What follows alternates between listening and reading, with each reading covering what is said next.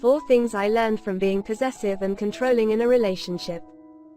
As she stood there watching the puppet show, our eyes locked. I was instantly attracted.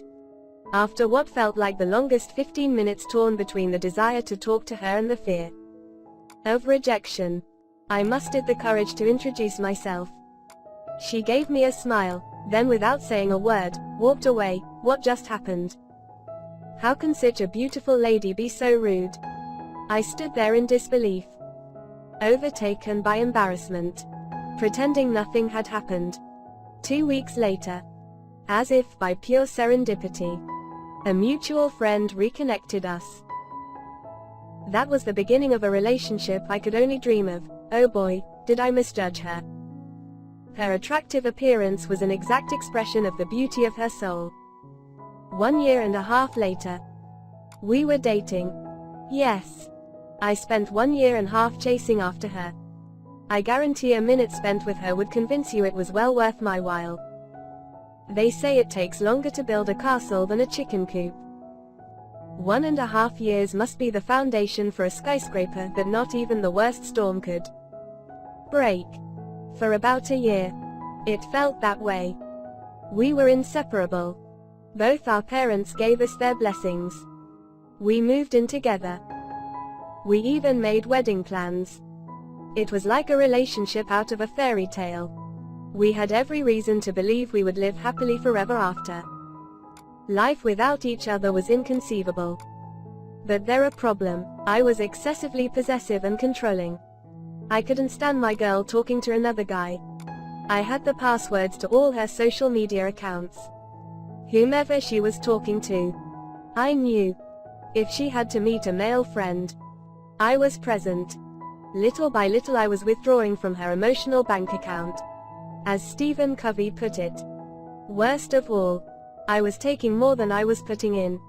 As a fervent Buddhist who believes in letting go, she was very tolerant. That gave me plenty of room to throw tantrums, ruminate, and blow the littlest issue out of proportion. Well, patience has its limits. After 3.5 years, she had reached hers. I had emptied her emotional bank account. It was over. She had broken up with me. I was so clingy that I wouldn't even accept her decision. I spent 18 days trying every trick under the blue sky to get her back. To no avail. How did that happen? We'd spent so much time building our relationship, cherishing and loving each other. What went wrong? The 18 days that followed were like a living hell.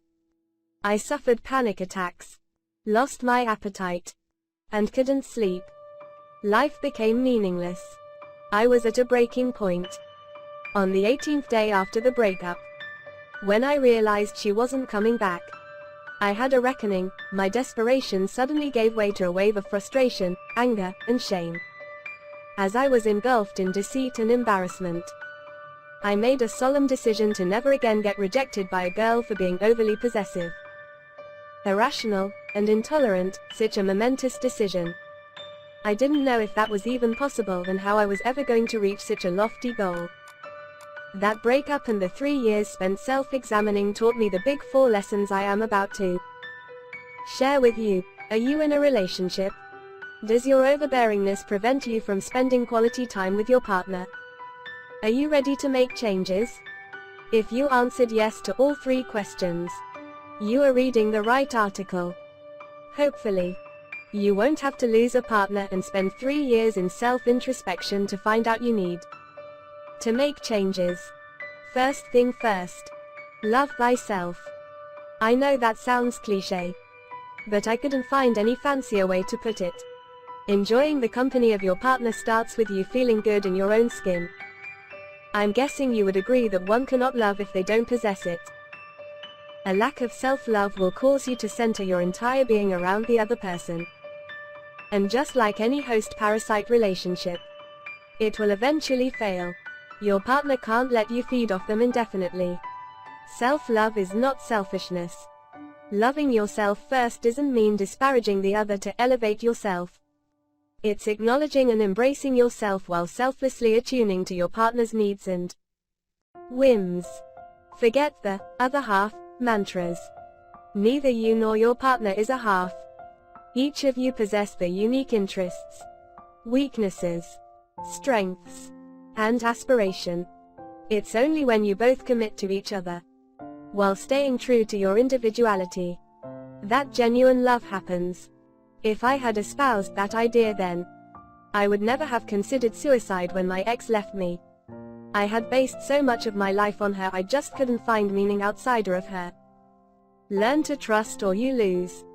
Trust is the pillar of every human relationship, especially romantic ones. My lack of trust in my ex had nothing to do with her but rather with my deep sense of insecurity. I had the recurring thought that she would leave the minute she met someone better than me.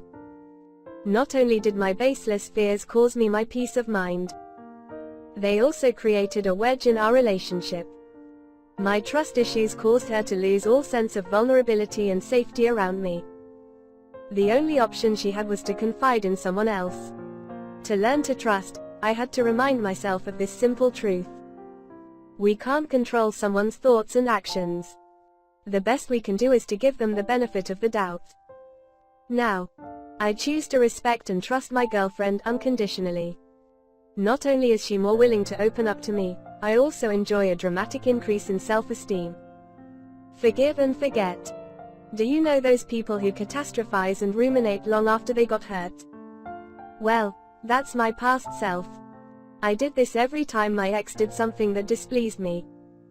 It didn't matter if she apologized. I would internalize it and bring it up every time we were in an argument. For the last 2 years of our relationship, I made her life miserable. Imagine someone who never forgets even your most trivial mishap and uses it to attack you every time you're wrong. Ironically, I learned to forgive and forget during the 18-day period while I was trying to get her back. Out of desperation, after flowers, long letters, and constant phone calls failed, I thought I could use religion to get her attention. That idea brought me to Google searching for Buddha's quote about forgiveness. I came across this wisdom by Buddha. Holding on to anger is like grasping a hot coal with the intent of throwing it at someone else. You are the one who gets burned. As I copied and pasted the quote in a text message, I realized it was more relevant to me than her. I had an instant awakening. Instead of sending the quote to her, I decided to internalize it and use it for myself.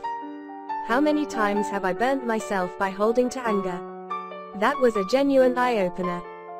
When I started to remind myself of the danger anger poses to one's mental health and peace of mind, not to mention its disastrous consequence on our relationships, I became more tolerant and accepting. Understand that nothing is guaranteed to last forever. I learned the hard way that no matter how well things are going between you and your partner, they may leave you at any time. When you accept the temporal nature of everything, you can stop clinging and worrying about the future and simply enjoy what you have in the moment. This means we must balance enjoying the company of our partner, while accepting the relationship might not last forever. Ironically, accepting that they could leave might decrease the odds of them leaving any time soon because people feel a lot happier when they don't feel suffocated or controlled. Today, I understand my ex breaking up with me was a blessing in disguise. Would I change things if I could go back in time? Not for the world. I grew more in the 3 years following our breakup than I had in the 21 years before. Why would anyone trade that? Exactly 3 years after that breakup, I got into a newer relationship that's been going strong for almost 2 years now. I know when to invest in myself and when to give my girlfriend my undivided attention. I respect, trust, and give her all the affection she deserves. I don't know what the future holds, but I don't worry. I seize the day, prepare for the worst, and hope for best. Did I reach my lofty goal to never again get rejected for being overly possessive? Geez, I don't know, and it doesn't matter.